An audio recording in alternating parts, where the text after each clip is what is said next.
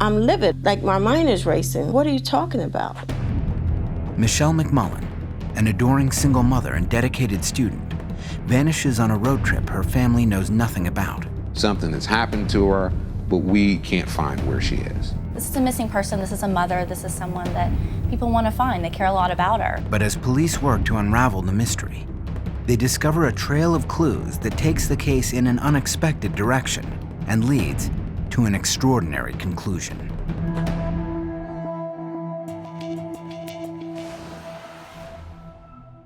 "27-year-old college student Michelle McMullen leaves her apartment in Ruston, Louisiana, and begins the long 18-hour drive to her hometown of Harrisburg, Pennsylvania.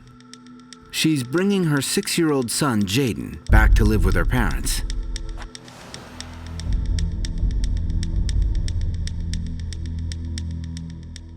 Our advice was to bring him home to family and friends here. That Saturday afternoon, after attending her college's homecoming football game, Michelle sets off with Jaden.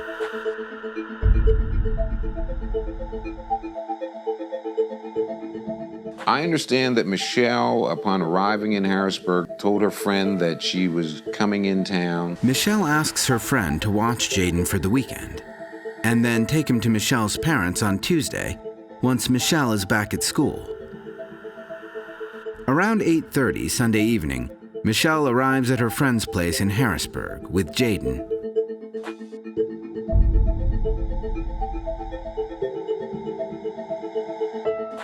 Michelle promises that once on the road again, she will call to check in. And she does. The call lasts only a few minutes.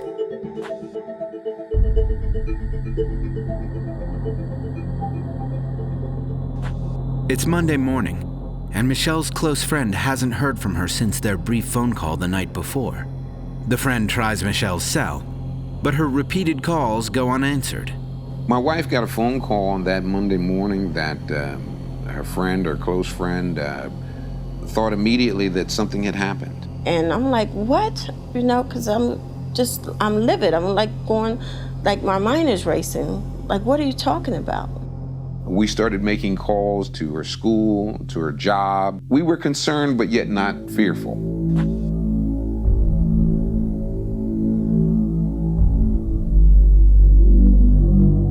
On Tuesday, we called the police.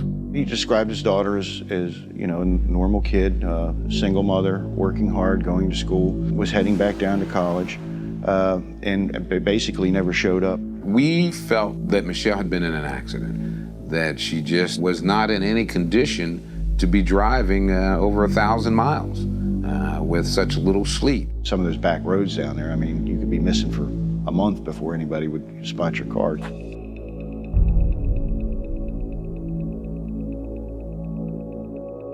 So if she would have been in an accident, then we would have known about that, but we came up with nothing. While continuing to investigate the possibility that Michelle has been in a car accident, Harrisburg investigators also begin exploring other theories to explain her disappearance. They interview the friend Michelle left her son with in Harrisburg. What she tells them is shocking.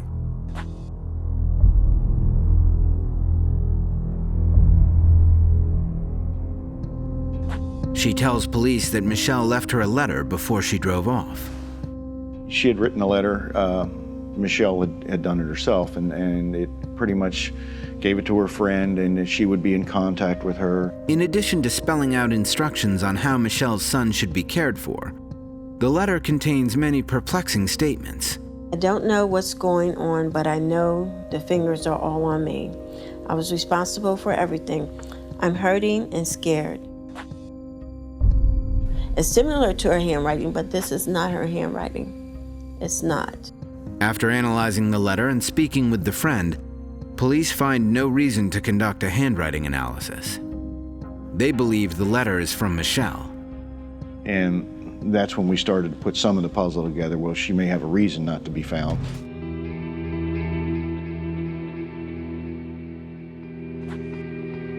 As police explore different theories about the case, a call comes in. Michelle's 2002 Honda Accord has been discovered abandoned just over the Pennsylvania border in neighboring Maryland.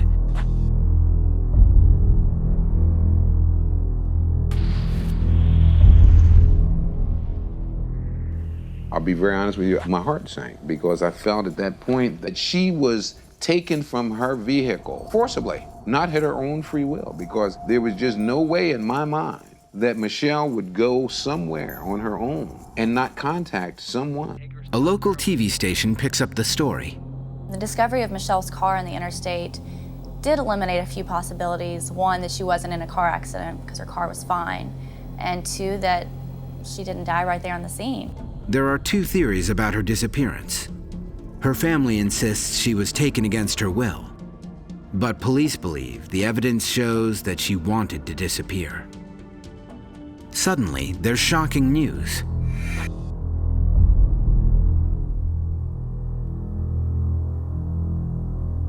The charges?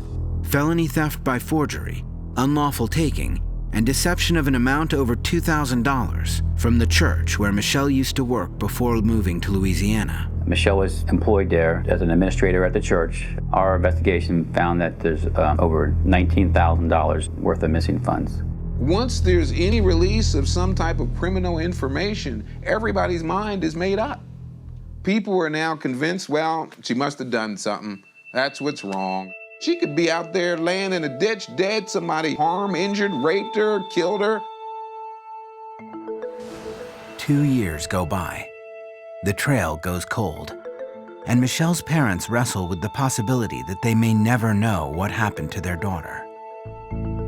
Then, on January 21st, 2011, police in Oakland, California get a startling call, which breaks the case wide open.